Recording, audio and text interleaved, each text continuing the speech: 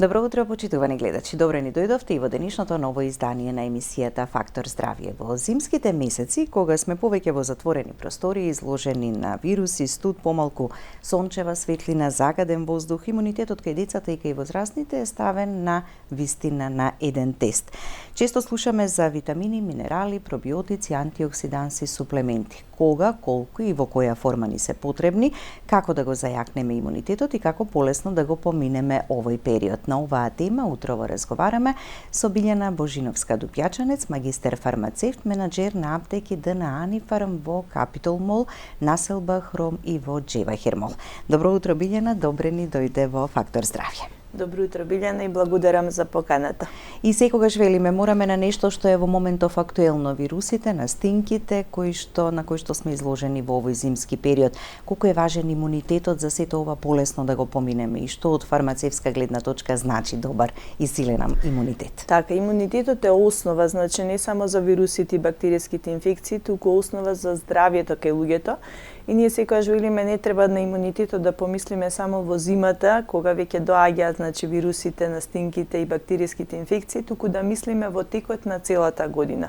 Зошто имунитетот е нешто на кој што треба континуирано да работиме за полесно кога ќе дојде пациентот во контакт со вируси, бактерии или пак кога ќе имаме во одреден момент несоодветна делба на клетката и можност да се појават одредени малигни клетки, да имунолошкиот одговор значи соодветно изреагира.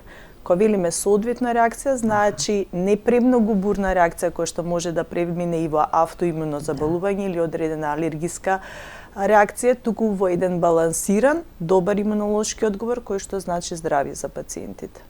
Како да го постигнеме тоа, секогаш е прашањето кое што си го поставуваме и дали имаме добар имунитет или некогаш знаеме да кажеме кога ќе се разболеме или по тешко малку закрепнуваме или заздравуваме, веројатно имунитетот ни ослабнал или ни паднал. Така, за да бидеме, со добар јак имунитет, значи тука се многу битни различни фактори, првенствено менталното здравје мораме секогаш да го кажеме како основа за еден здрав и балансиран имунолошки одговор.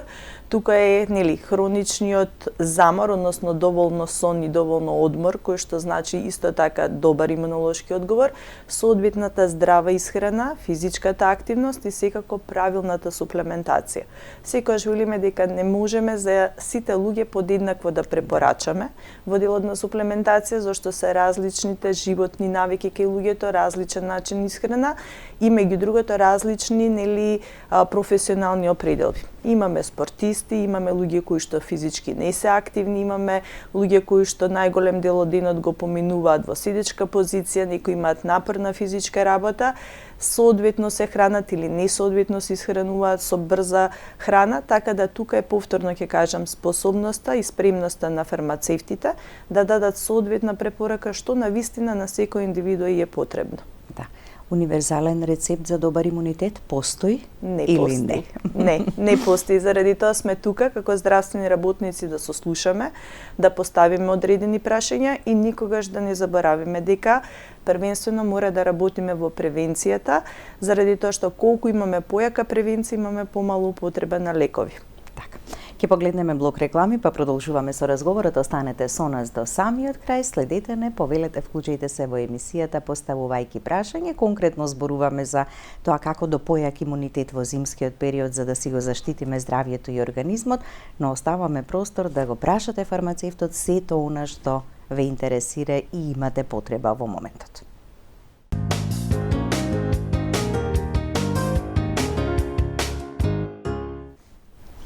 Со Билјана Божиновска-Дупјачанец, магистер фармацевт, менаџер на аптеки ДНА Анифарм во населба Хром, Капитол Мол и Джевахир Мол, зборуваме за тоа како до појак имунитет и како подобро да се справиме со сето она што ни го носат овие студени зимски денови во поглед и на грипот, настинките, вирозите, респираторните инфекции и се друго пропратно. Тука е и хроничниот замор, тука е и потешкото закрепнување кај некого. Сето тоа е поврзано на некој начин со имунитетот. Децата имаат неизрел имунитет или пак само поразличен од возрастните?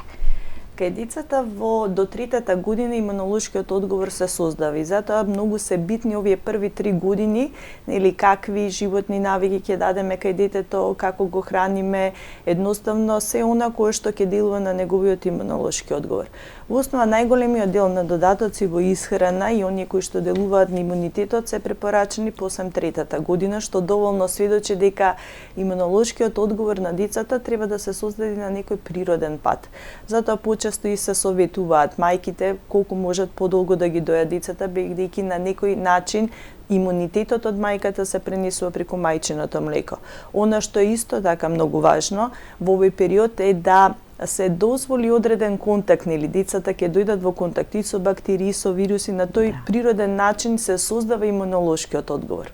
Вакцинацијата, да не заборавиме, е многу важна во детскиот период, каде што мораме да повикаме на редовно вакцинирање, заради тоа што благодарение на тие вакцини голем број хронични заразни заболувања биле одстранети во минатото, а биле истите тие смртоносни.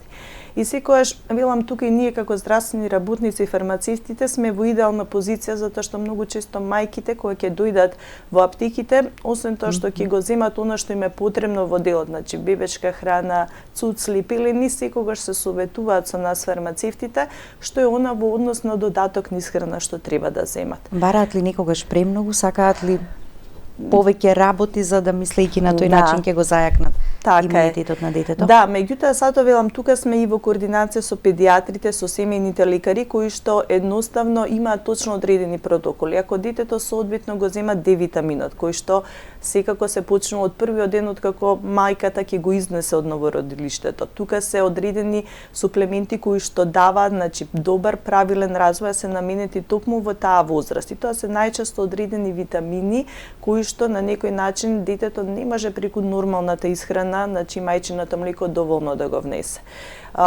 Формулите кои што се за исхрана кај оние мајки кои што не можат да дојат содржат дополнително исто одредени витамини и минерали кои што го обогатуваат млекото и на некој начин преку исхраната се доведува до внесување на дел на овие потребни витамини. Ние не смееме да заборавиме во на минато време кога во градинките пред да се влезе се даваше рибиното масло. Значи А и Д витаминот е основа во делот на добар и јак имунолошки одговор. Да не ги заборавиме излезите, значи прошетките по сега зимно време, да, меѓутоа иако немаме сонце, дневната светлина е таа која што го активира витаминот Д. И секогаш велиме дека витаминот Д е основа за еден многу добар и јак имунолошки одговор. Да.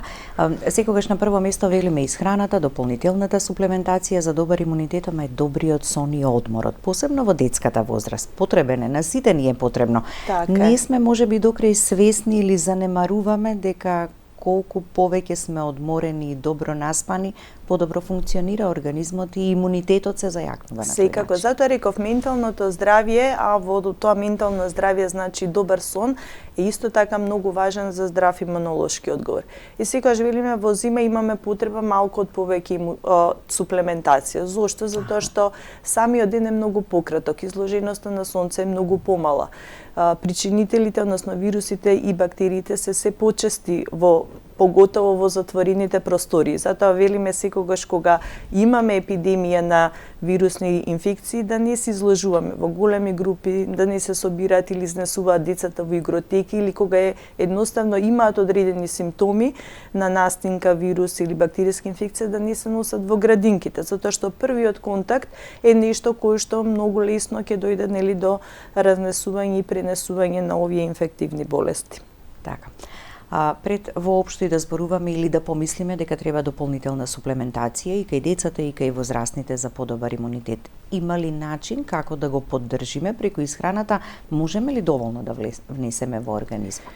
За жал, секогаш преку исхраната не можеме. Првенствено ние знаеме дека имаме одредени деца, а тоа се и наши возрастни навики, да некои типови на храна едноставно не можеме да ги внесеме заради тоа што храната е невкусна или детето го одбива одреден тип на исхрана. Знаеме дека во периодот на раст и развој на децата им се потребни и витамини и минерали, тука се и основните јаглено-хидрати, протеини, масти за да може нормално да се изгради тој имунолошки одговор. знаејќи кои се навиките на децата и колку и ние можеме да делуваме на начинот на исхрана, можеме преку комуникација со педиатрите и нас фармацевтите да одредиме која суплементација можеби во периодот на раст и развој најпотребно за тоа дете. И кога зборуваме за имунитетот, не смееме да забораваме и на сезонските вакцини, кои што за жал кај нас имаме фокус дека сезонската вакцина за грип треба да ја примат само пациентите над 65 години, оние со хронични болести или оние кои што се како здравствени работници. И децата се во таа група. Значи, напосле 6-тиот месец децата може да примат вакцина за грип. Зошто? Заради тоа што поготово оние кои што одат во градинка, не дека нема да дојдат во контакт со вирусот, не дека нема да настанат, меѓутоа симптоматологијата е многу поблага, нема толку високи температури, а да не зборуваме за ризикот од смртност кој што дефинитивно секоја година слушаме за бројот на починати токму од инфлуенцата, односно грипот. Так. И тука велиме спаѓаат и групата на бремени жени, каде што кога ќе се видат бенефитите што ги дава вакцината се многу поголеми отколку ако бремената жена дојде во контакт со грипот. И повторно напоменувам дека како фармацевти сме во идеална позиција да сите овие советувања во делот на вакцинација ги пренесеме на пациентите, односно на мајките, бремените жени, на постарите пациенти, на сите оние кои што не помислуваат само на своето здравје, туку на здравјето на своите најблиски. Заради тоа што ако сум јас вакцинирана, едноставно сум заштитена, ама го штитам и моето семејство во пренос на вирусните инфекции. А вакцинацијата против сезонскиот грип од година во година, односно изминативе не знам колку години е со навистина задоволителен опфат, така хронично болните повозрастните веќе сватија дека треба да го прават тоа и дека ги штити на некој начин не од разболувањето, туку од компликациите кои што е и основната цел. Се уште има на располагање вакцини. Ако сега некој се вакцинира, ќе го има заштитата ќе има до следната година, до следната сезона. Да, знаете што, затоа велиме, значи секоја сезона е најдобро вакцинацијата да се направи со уште на самиот почеток. Значи сега кога сме во пикот имаме многу често ќе слушнеме пациенти се вакцинирава настанав. Значи после примањето на вакцината потребно е од прилика оптимално 14 дена за да се формира добар имунолошки одговор.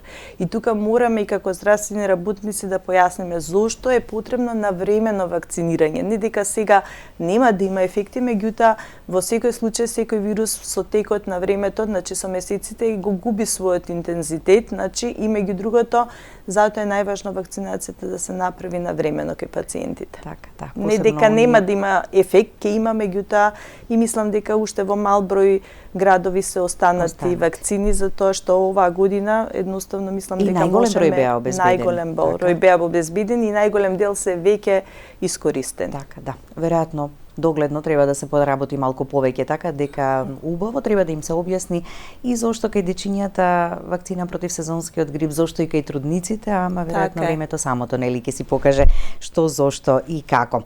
Кога зборуваме за суплементација, различна е кај децата, предшколски, школски, тинејџери, возрастни, постари лица. Така е. Различна е затоа што се различни потребите. Затоа реков, потребите се различни, поготово кај децата во периодот на пубертет, тука се и одредени хормонални дисбаланси, тука се кај тие деца дефинитивно ако е доволно работено на имунолошкиот одговор и децата се со јак имунитет, нормално е и да настинат и да дојдат до контакт со бактериите и вирусите, меѓутоа симптоматологијата кај секој е различна. И тука дефинитивно гледаме колку навистина правилно сме поработиле на имунолошкиот одговор и јакнење на имунитетот во оние први 3 битни години во почетокот на животниот раст и развој на детето. И повторно суплементацијата мораме да кажеме дека ја прилагодуваме.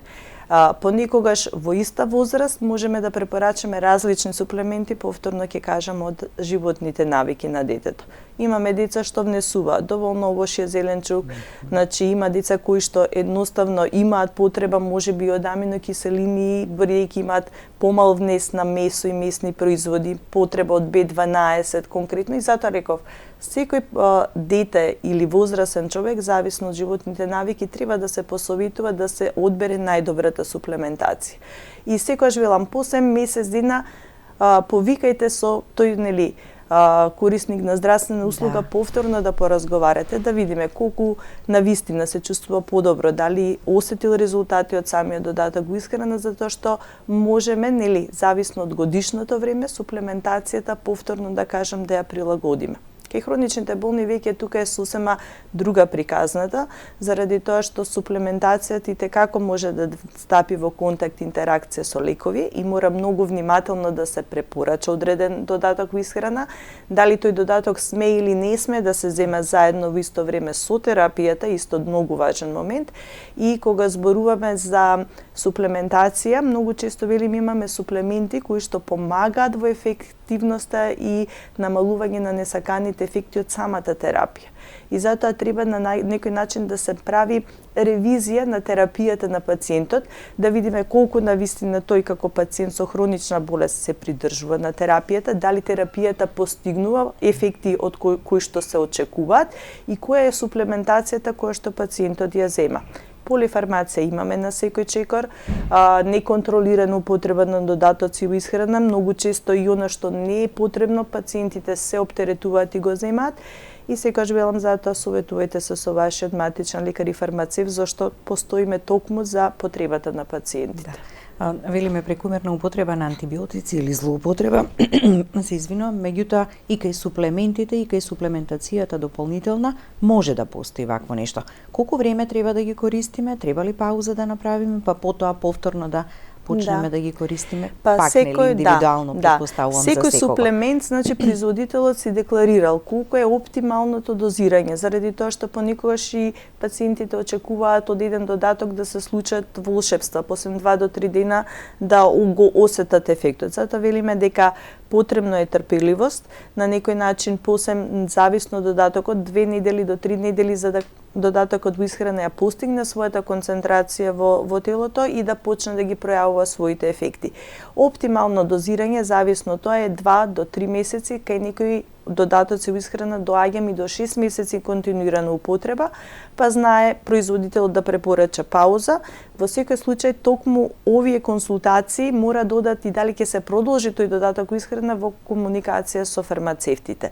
Многу ни е важен и фидбекот и ефектите кои што пациентот ги чувствува или не ги чувствува додатокот во исхрана и колку пациентот ќе пријави некои субјективни информации, дали чувствува гастрични тегоби, дали има проблеми со сонот или пак проблеми со варењето на храната откако почнал да го зема додатокот, така да сите тие мали битни информации кои што на некој можеби и не му звучат толку важни и како се важни за да направиме оптимална препорака за пациентите. Така. Важно е и кога суплементите како ги внесуваме, така, во кој период од денот, пред оброк, после оброк, со оброк, кога примаме и друга хронична терапија, како да го распоредиме сето тоа. Барем оние главните, основните кои што и најчесто така ги применуваме. Селенот, цинкот, железото, како минерали, витаминот С е тука. Знаете што сега, гледам многу често сега по социјалните медиуми излегуваат здравствените работници со правилни препораки како да се користат одредени витамини и минерали. И тоа ме радува заради тоа што на некој начин ние мора да ги искористиме одредени социјални медиуми за да допреме до публиката, да допреме до младите луѓе, да допреме и до на средна возраст или повозрастните, бидејќи се почесто се користат овие медиуми. И кога велиме правилна употреба, убаво е многу често објаснето зошто витаминот Д не се зема навечер, туку се зема преку ден, зошто не сме да се земе на гладно, туку мора да се земе со некоја масна храна за да Д витаминот се искористи. Имаме многу често од неправилниот начин на земање на суплементите да тие не имаат ефикасност. Не е до ефикасноста, туку до несоодветното употребување на препаратот. Од друга страна, кога велиме магнезиумот како да се користи, имаме голем број различни облици на магнезиум. Повторно треба да видиме дали тој магнезиум се зема за да се опушти мускулатурата, колкава е ресорптивната моќ, односно колку тој магнезиум само пасивно ќе мине низ дигестивниот систем на пациентот или поголем дел ни е потребен да се ресорбира и да дојде во циркулацијата за да го пројави својот ефект. Имаме магнезиум во облик на пример на глицинат кој што делува и максимално се ресорбира, делува на мускулната опуштеност, на мозочната активност. Едноставно велиме дека препораките одат спрема потребата и спрема Повторно ќе кажам навиките на пациентите. Имаме и различни облици на додатоци. Имаме прашачиња за директно потреба, имаме раствор или течност, имаме таблетки. Повторно, многу е важно да се сослуша пациентот и да се види неговата навика. Некој сака прашаче до потреба и некој едноставно додека не ја испие таблетката има чувство дека не земал никаков препарат. Кога станува збор за некому голема анемијата, му е таблетата, па заради тоа не ја пие или не ја внесува, па бара некоја друга алтернатива. Така, имаме таблетки кои што може да се изжвакат и да се здрубат, имаме таблетки кои што мора целосно да се проголтат за да го пројават ефектот, затоа што не смеа да се, растопот во желудникот, туку треба пасивно да минат низ желудникот, а нивната ефикасност да се ефектира во тенкот или во дебелото црево. И затоа велам, сите тие мали можеби на некои незначајни совети се итекако важни за да го постигнеме ефектот. Така, потребни ни се и пробиотиците. Занемаруваме ли од време на време здравјето на цревата, работата на цревата поврзано со имунитетот и микробиом, за кој што зборуваме, колку е важно сето тоа? Важно е и многу често мислам дека луѓето се веќе многу добро информирани во делот на што значи пробиотикот, во делот и на имунолошкиот одговор и во делот на дигестивното здравје. Ние секогаш велиме, ако немаме здрав дигестивен систем, желудник, црева, соодветен микробиом, нема ниту храната, ниту лековите, ниту додатоците во исхрана соодветно да се ресорбираат, ниту пак искористуваат во нашето тело. И затоа секогаш велиме основа за здравјето е, како велиме, влегува преку уста. Дали со храната, додатокот, заради тоа микробиомот е итекако важен. И повторно ќе кажам како што секој човек има свој индивидуа, така има и свој микробиом, како оттисокот на прстот што велиме различен кај секој од нас, така и микробиомот е различен од кај секој од нас и зависи од сите оние животни навики, исхрана кои што пациентите ги имаат. Да не забораваме на природните пробиотици кои што ги има во киселото млеко, во кефирот, во јогуртот, значи во голем број, во киселата зелка, сега бареме таа традиционална периодот, па можеме слободно да ја консумираме. Едноставно природниот начин исхрана кој што ќе се осетиме самите ние како индивидуи дали тој тип на исхрана нас ни прија, не ни одговара, заради тоа што многу често пациентите доаѓаат и се жалат на подуеност во цревата, непријатни болки. Повторно треба да ги потпрашаме и да се присетат и да водат можеби домашен дневник кој тип на храна можеби им ги предизвикува тие симптоми, затоа велиме секогаш најдобрите лекари сме самите ние. Ако успеваме да си го слушнеме своето тело и да ги евидентираме симптомите. Полесно ги пренесеме и на здравствените работници тие субјективни чувства и полесно ќе дојдеме до правото решение, почнувајќи од терапијата што лекарите ја препишуваат, па дури до суплементацијата кој што ние како фармацевти ја препорачуваме. Така, пробиотици само со антибиотици или во други ситуации? Пробиотици секогаш се потребни, затоа велам, дури пробиотикот може да е потребен различен во зимскиот и во летниот период, затоа што ни е различен типот на исхраната. И секогаш велиме дека мораме да ги сослушуваме пациентите и кога ќе одбереме одреден тип на пробиотик да го повикаме за 2 недели, 3 да се видиме дали пациентот чувствува подобрување, заради тоа што пробиотикот ќе делува не само на подуеноста, туку и на нормалната столица, нормалното празнење на цревата. Ние многу често проливот или диарејата ја поврзуваме со пробиотика, никогаш не помислуваме дека обстипацијата, односно запекот е врзан со несоодветната цревна флора. Имаме пациенти кои што хронично пателе од запек, едноставно се чувствуваат многу полесно кога пробиотикот редовно го користат и имаат нормална пробава. Да не заборавиме дека подобро и е на тој виталноста начин да пробаат, отколку со оние другите кога ќе го навикнат организмот, така дека само така може да само функционира. така може да функционира и затоа велам мораме да ги пратиме сите симптоми кои што телото и сигнали ни ги дава. Така да, имаме гледач на линија да го слушнеме прашањето. Добро утро, повелете. Добро утро. Добро утро, ве слушаме. Поздрав до докторката. Се јавам на Савале кога ќе станам немам никаква сила и кога годам. Дали тоа е имунитет, нешто со имунитетот или нешто друго, страдам и од ногите и така. Што страдате од? Од ногите. Нозет, тешко одите, така, немате енергија. Добро. Сте направиле некаков преглед, консултација, првично барем од кај лекар, па потоа се што треба да се направи? Да.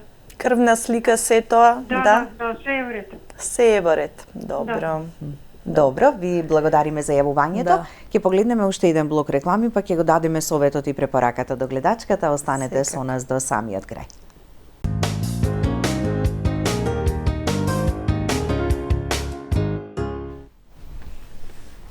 По вториот блок реклами да го дадеме советот и препораката од она што ни го кажа гледачката.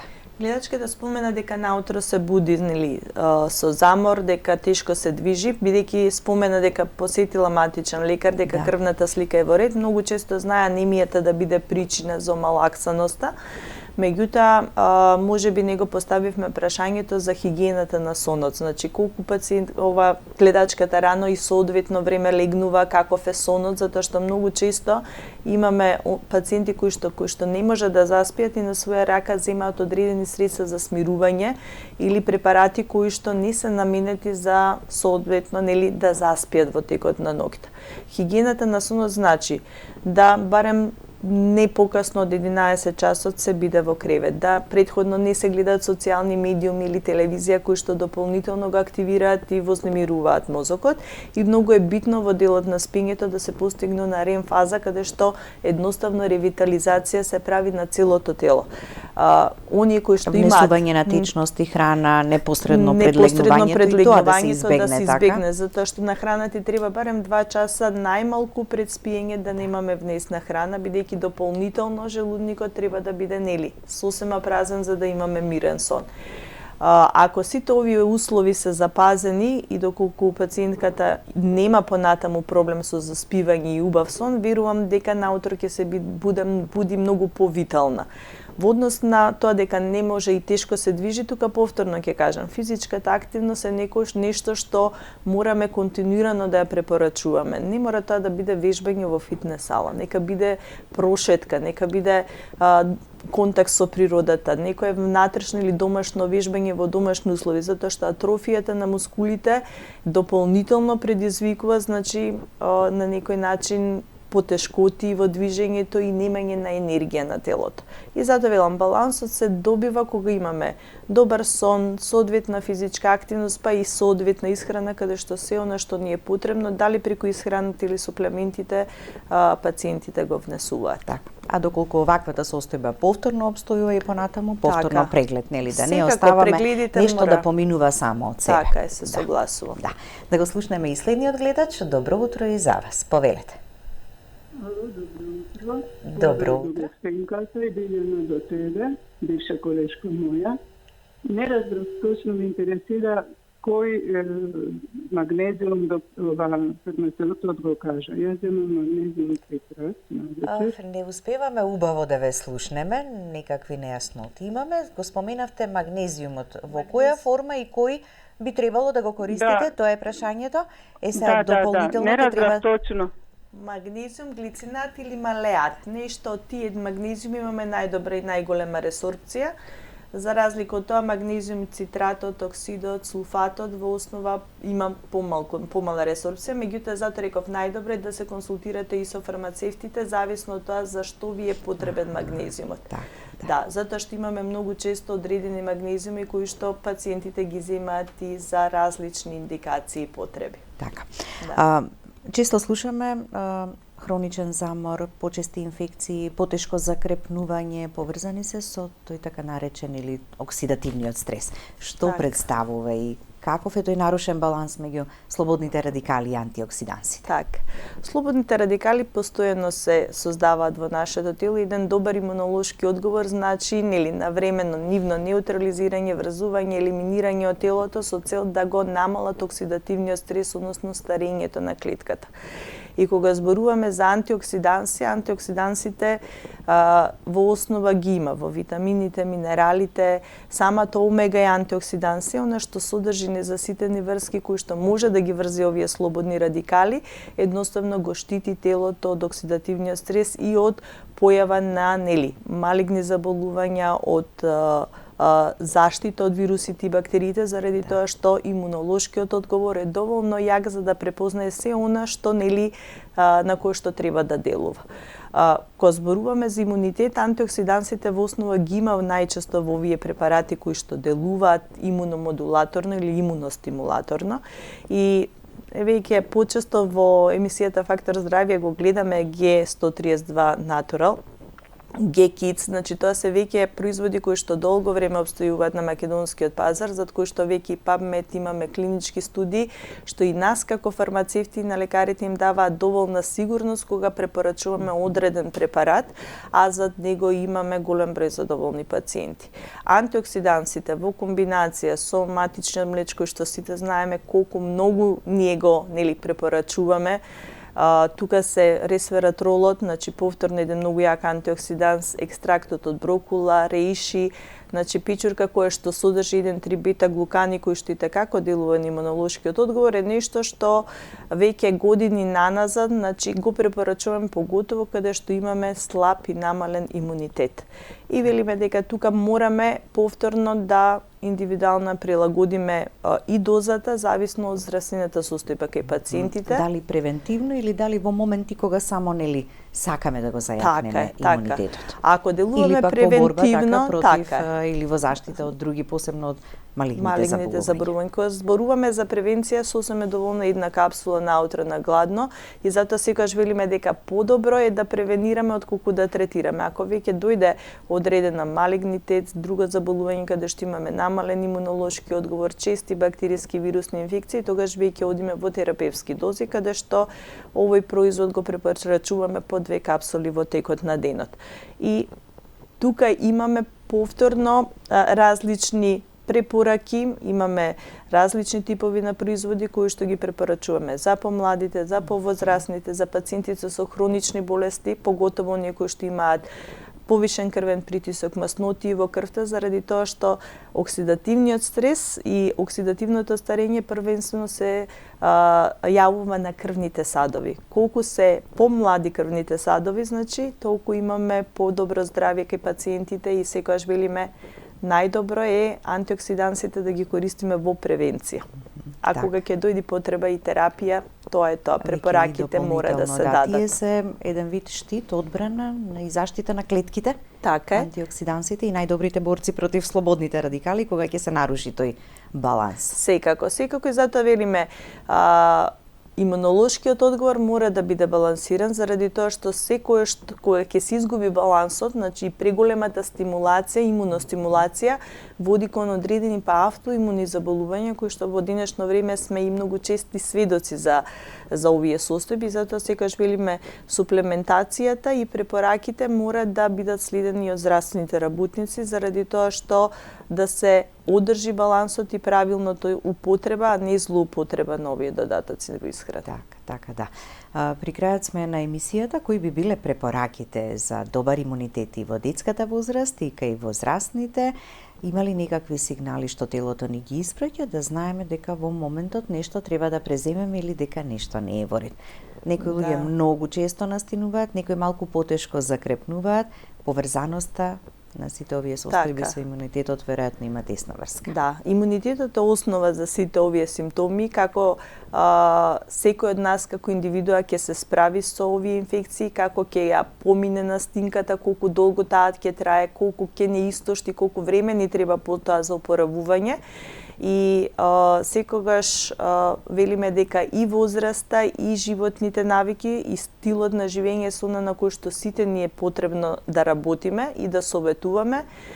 Сезонската вакцинација, правилната исхрана, доволната физичка активност, менталното здравје и сонот, рековме се неколку битни фактори кои што даваат баланс во телото и на кои што ние како здравствени работници постојано треба да потсетуваме.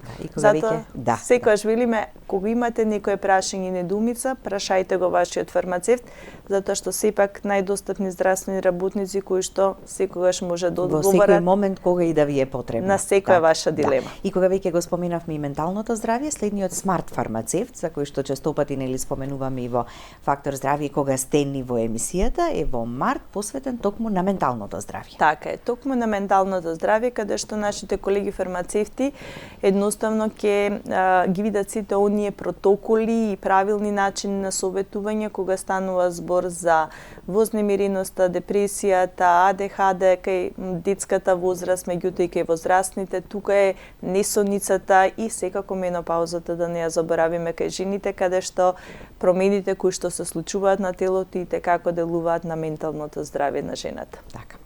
Ви благодарам за гостувањето. Благодарам за поканата, Билјана. Благодарности до вас, почитувани гледачи, за вниманието со кое не следевте. Останете и понатаму со програмата на ТВ24.